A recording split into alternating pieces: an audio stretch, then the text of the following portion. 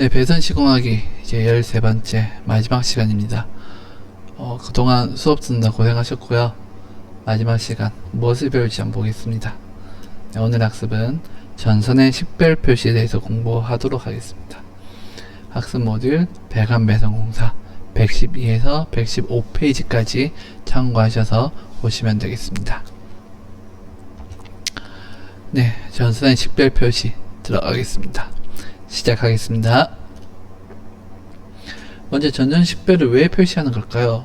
중요성에 대해서 먼저 알아보도록 하겠습니다.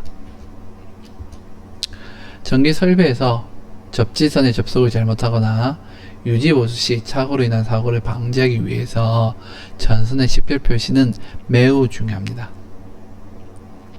그럼 접지선을 접속을 잘못하면 흐르는 전선과 접지선을 잘못 바꿔 꽂으시면 전기가 안 흐를 수도 있고요. 혹은 전압의 차이가 날 수 있습니다. 혹은 유지 보수할 때 전선을 끊었다 다시 연결하든지 이런 보수 공사를 할 때 전선에 식별이 되어 있으면 그대로 연결할 수 있지만 식별이 되어 있지 않으면 방향을 바꿔서 꽂을 수도 있습니다. 삼성 같은 경우 세 가닥의 방향이 바뀌면 두 가닥이 바뀌면 방향이 바뀌기 때문에 올라가던 아이가 내려올 수 있고요. 내려가던 아이가 올라올 수 있습니다. 그렇기 때문에 식별 표시는 유지 보조 등을 위해서도 매우 중요합니다. 공사할 때도 어떻게 하느냐, 올바로 제대로 연결했느냐를 보시기 위해서는 식별 표시에 맞춰서 제대로 연결했는지 한눈에 알아보기 편하겠죠.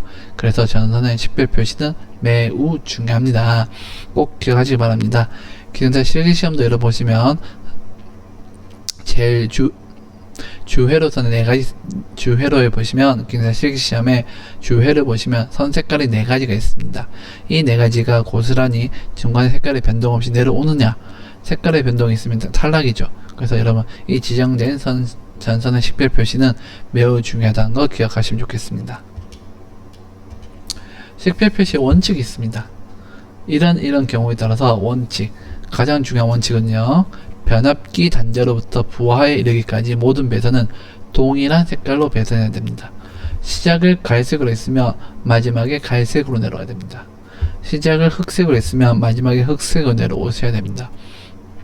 그 라인은 동일한 배선으로 배선해야 혹시나 갈색 라인이 고장나면 갈색 라인을 찾아서 고장을 찾고 수리하고 유지 보수를 할 수 있는데 갈색이 고장나면 갈색 라인에 어디가 틀렸을까 그 라인만 찾아서 보수가 가능합니다.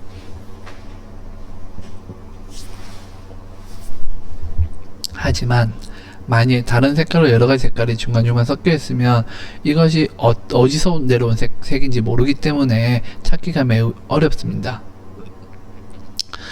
제 경험담을 하나 말씀드리자면, 저희가 예전에 공사를 한 집에서 이런 경우가 있었습니다. 현장에서 공사를 할 때 전봇대가 있었습니다. 한 집이 있었는데 빌라 한 집에서 반으로 나눴을 때 왼쪽 집은 전기가 안 들어오고 오른쪽 집은 전기가 들어오는 일이 있었습니다.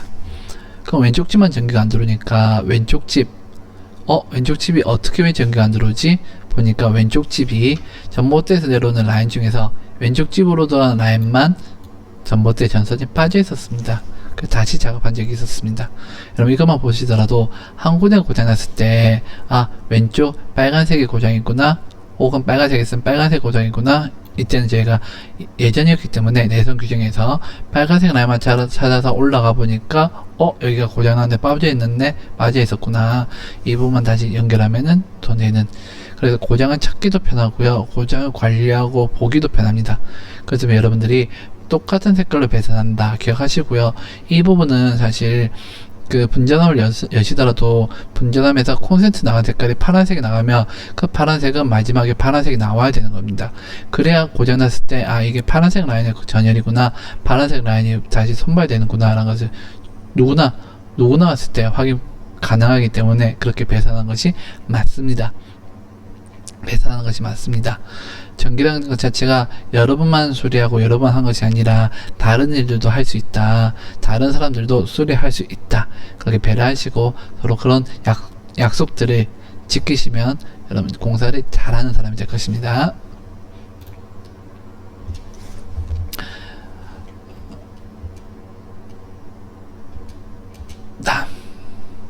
지어주시고요. 다음. 먼저 전선에 그러면 색상에 어떤 의미가 있을까요? 이렇게 배선하면 됩니다. 네. 이렇게 배선했을 때 여러분 그럼 전선 식별을 어떻게 해야 될까요? 가장 만만한 것은 색상으로 식별하는 것이 가장 보편적입니다. 전선 색깔은 누구나 보기 편하고요. 누구나 확인할 수 있기 때문에 글자로 적어 놓으면 이 글자가 어디 있는지 보기가 불편한 반면에 색깔은 누구나 보더라도 아 이건 빨간색이구나, 이건 갈색이구나, 검은색이구나 표시가 완벽하기 때문에 색깔로 여러분 배선하는 거, 색깔로 식별 표시하는 것이 가장 일반적인 방법입니다. 그럼 전선 색깔로 표시하고 배정하는데 과연 의미가 있을까요? 아무 색깔이나 같았으면 되는 거 아닐까요? 그냥 다 검은색하고 뭐 흰색 하나, 뭐 빨간색 하나 어떤 색깔을 써야 될까요? 이 의미가 정해져 있습니다. 내선 규정에서는요, RST, A, B, C상을 흑적청으로 정해 나왔습니다. 그리고요, N상은 중성선이죠. 이 중성선은 백색과 회색, 접지는 녹색이나 녹학색을 사용하는데 이 RST 이 대개는 전기가 흐르는 전원선이고요. N상은 전기가 흐르지 않는 중성선입니다. 이렇게 이 색깔이 정해져 있고요. 여러분이 시험 공부할 때 이 색깔로 공부를 하셨을 것입니다. 그리고 이 색깔로 되어 있을 겁니다. R상에 만약 녹색을 쓴다 그러면 안 됩니다. 여러분 규정에서 약속이기 때문에 녹색은 접지구나가 딱 정해져 있기 때문에 녹색을 전원선에 사용하시면 멘붕이 옵니다. 쉽게 말해서 어떻게 하지? 이게 왜 녹색이 써있지? 어디서부터 나온 선이지? 이 선이 뭐지? 하고 이제 찾게 되는 거죠. 공사가 완료된 다음에 찾는 건 매우 어렵습니다.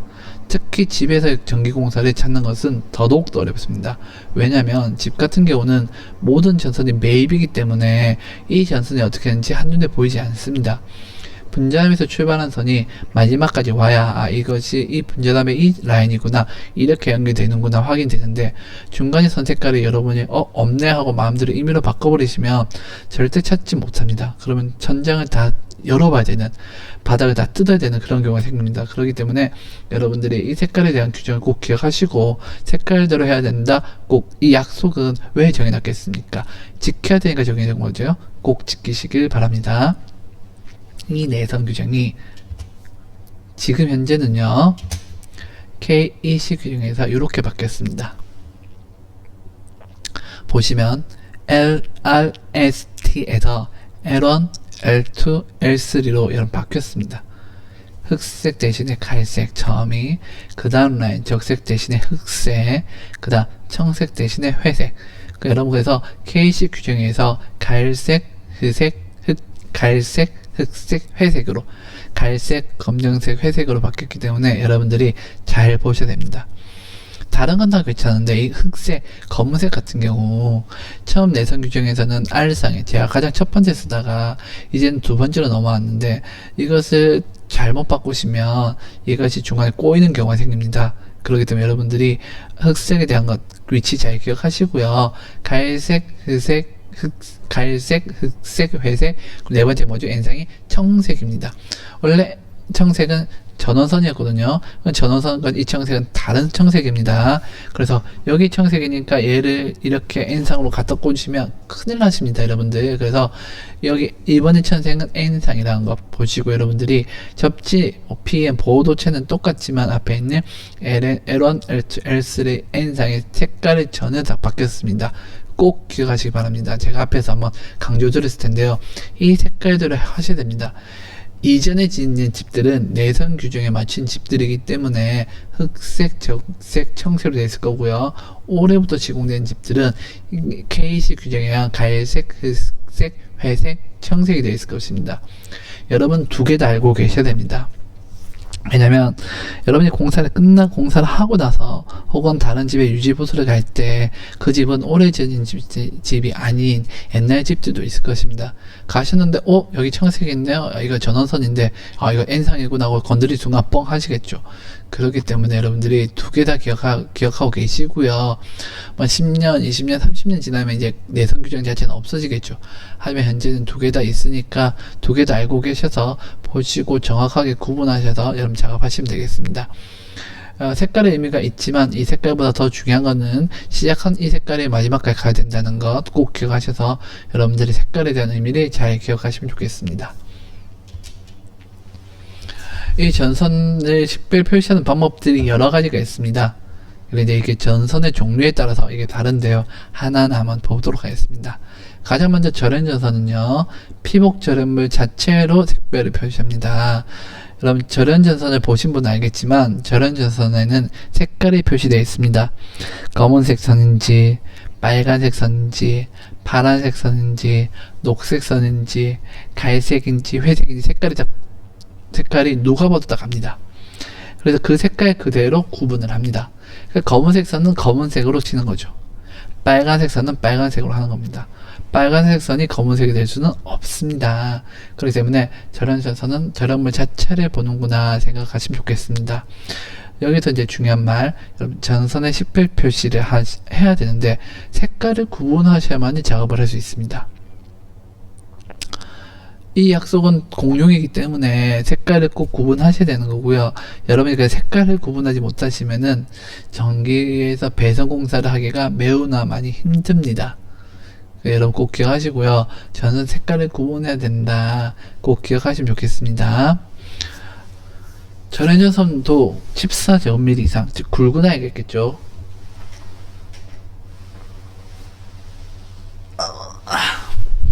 굵은 아이라든지 단심 케이블 같은 경우 이거는 단말 표시 등 적절한 방법으로 표시를 하시면 되겠습니다. 케이블은 색깔이 그렇게 화려하지 않습니다. 보통 검은색 단색으로 하나 되어 있고요. 그럴 때 검은색밖에 없는데 구분이 안 되겠죠. 그럴 때는 마지막 끝부분에 여러분 단말 표시를 할 텐데 대표적인 방법이 케이블이 있을 때 여러분 전기 기구랑 연결할 때 끝부분에 뭐 합니까? 네, 압착 단자를 끼우죠. 혹은 터미널러그를 끼웁니다. 이때 비닐캡으로 색깔을 표시해서 꽂아 놓으시면 누가 봐도 이게 갈색 라인이구나, 검은색 라인이구나, 이건 청색 라인이구나 확인할 수 있을 것입니다. 그런 방법으로 해서 단말의 마지막 끝부분에 이런 식으로 해서 비닐캡 등 튜브를 통해서 표시하는 방법도 있고요. 튜브가 없습니다. 아무것도 없습니까? 어떻게 합니까? 그렇지만 테이프를 감아서라도 표시를 하셔야 됩니다. 그래서 꼭 표시해야 된다는 거 기억하시면 좋겠습니다. 그리고 만약 다심 코드 같은 경우는 케이블 선 안에 선이 여러 가닥 있는 걸 다심이라 부르죠. 케이블 안에 선이 여러 가닥 있는데 그 선 하나마다 색깔이 있습니다. 그래서 그 색깔을 자세히 보시고 그 색깔을 색깔대로 판단한다. 아니야, 벗겨보시면 다릅니다. 그럼 기능사 실기를 준비하신 분들 보시면 벗겨보시면은 색깔이 갈색, 흑색, 회색 혹은 이거죠, 녹황색. 왜? A니까요. 이거 색깔이 다르다는 걸 보실 수 있을 텐데요. 보시고 이렇구나 하고 여러분들이 심선의 색깔, 밖에는 케이블 까만 색깔이 아니라 심선의 색깔로 구분한다 기억하시면 좋겠습니다. 네 번째, 비닐이나 고무 피복이 있는 경우, 피복에 섬유 피복이 있는 경우가 있습니다. 비닐이나 고무 피복에 섬유 피복이 있을 경우에는 그 안에는 섬유 피복의 색깔로 표시하면 좋겠습니다. 그러니까 여러분들이 이렇게 여러 가지 방법들을 보시고 이렇게 구분하는구나, 전선을 이렇게 식별하는구나 보시면 여러분 보시고 종류별로 이렇게 다르구나, 결국 하나 따져봤을 때는 결국 어떻게 식별하기 위해서 전선을 식별하기 위해서 여러 가지 방법을 쓰는구나. 왜 사용해야 될까? 전선은 꼭 식별해야 되기 때문에 사용한다 기억하시면 좋겠습니다.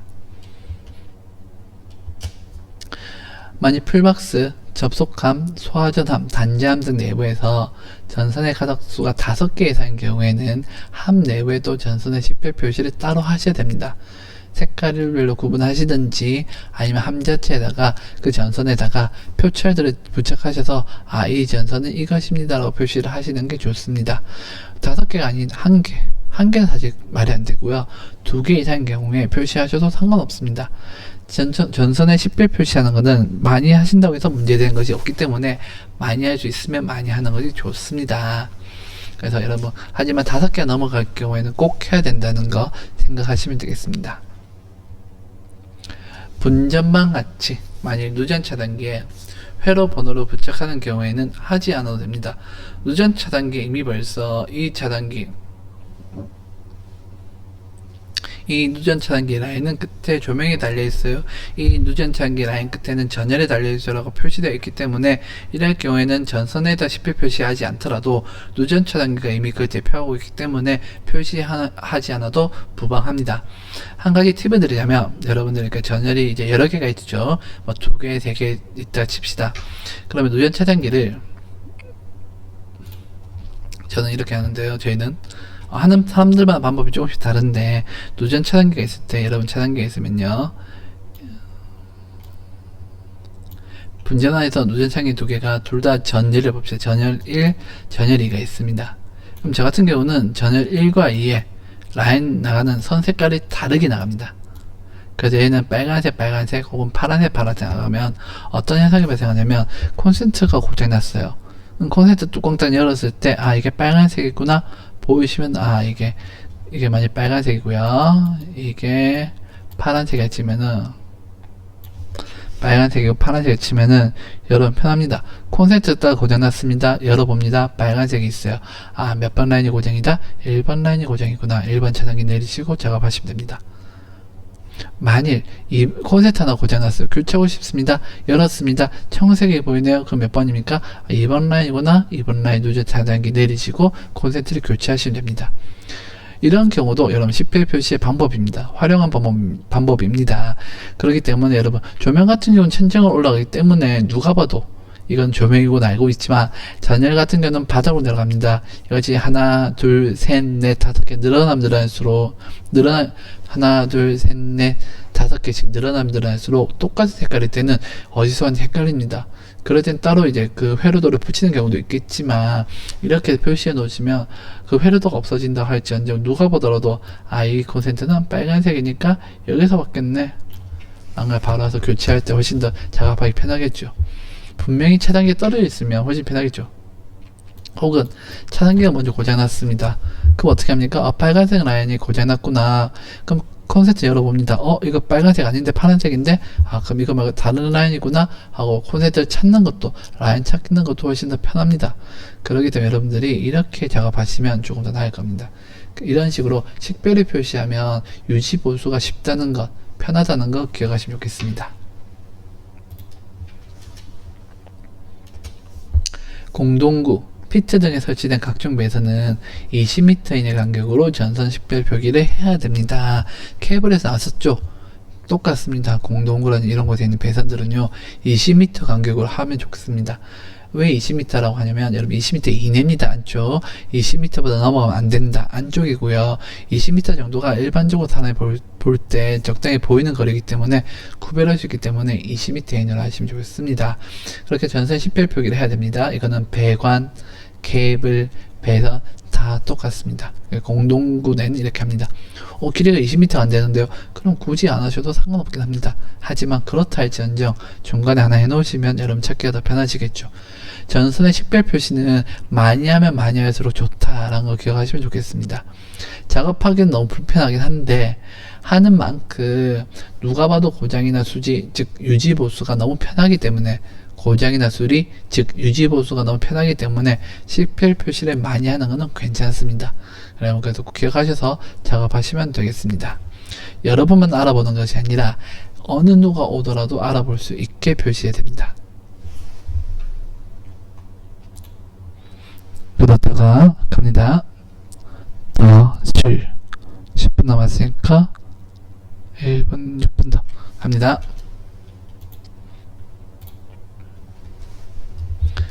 그럼 이제 마지막으로 삼상결선에 대해서 한번 보도록 하겠습니다. 여러분들이 이 내용은 이론 수업을 좀 하셔야만이 이해되는 내용이기 때문에 간단하게 필요한 내용만 보시고 여러분 제가 넘어가도록 하겠습니다. 여러분 이제 단상 같은 경우는 여러분이 선이 두 가닥밖에 없기 때문에 누가 봐도 알고 작업을 해도 누가 봐도 단상은 확인 가능하시고요. 전압을 측정할 수 있지만 삼상 같은 경우는 세 가닥이기 때문에 찍는 것에 따라 다르고 전압을 측정하는 방법에 따라서 전압이 달라집니다.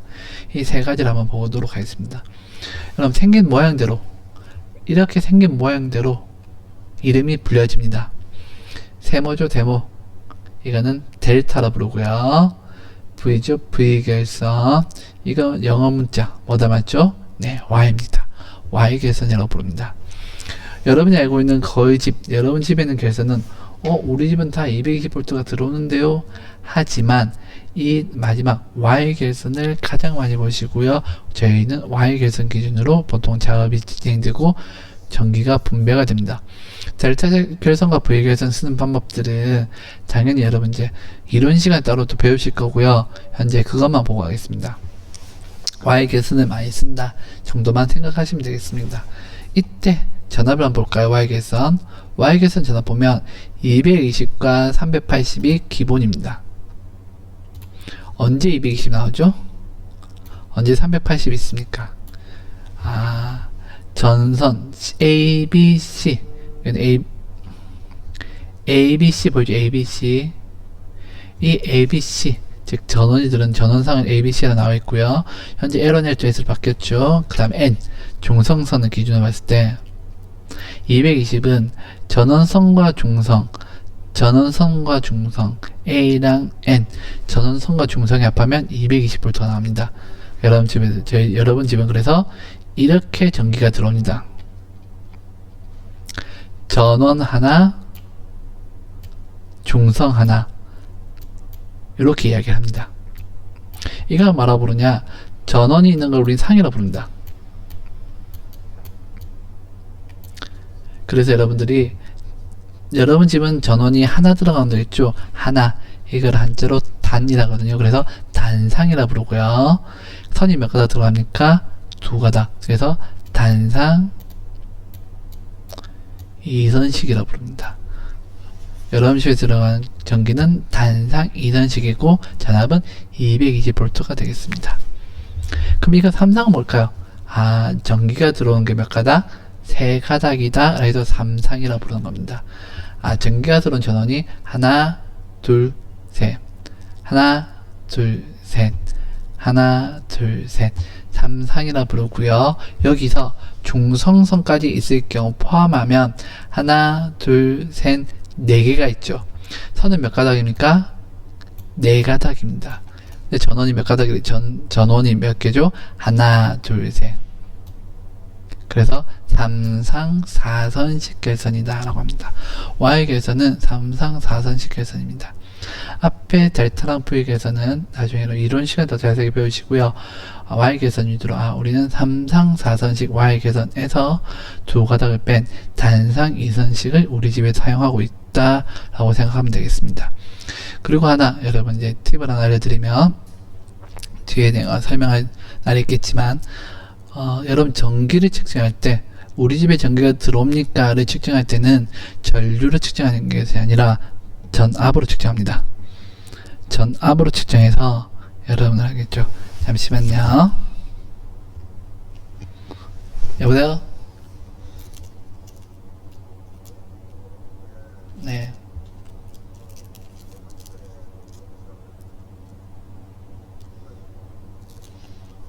좀 예. 네. 어디 있는지 알려줘요. 네, 보내줄게요. B번.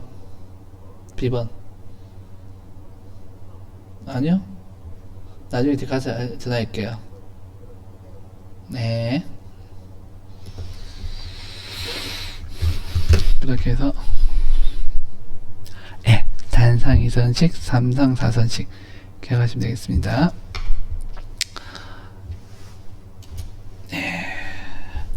마지막으로 이번 시간 정리하도록 하겠습니다. 안전한 전기 사용을 위해서는 전선의 식별 표시가 매우 중요합니다. 전기를 안전하게 사용하고 안전하게 유지하고 안전하게 관리하고 보수하기 위해서는 식별 표시가 매우 중요합니다. 여러분 그래서 식별 표시를 꼭 해야 되는 당위성을 꼭 기억하시고 어떻게 식별 표시하는 것이 좋을까? 색깔별로 하는 것이 좋구나. 어떻게 색깔별로 식별 표시해야 될까? 규정에 따라서 한다. 이것까지 생각하시면 좋겠습니다. 이 전선의 색깔 구분은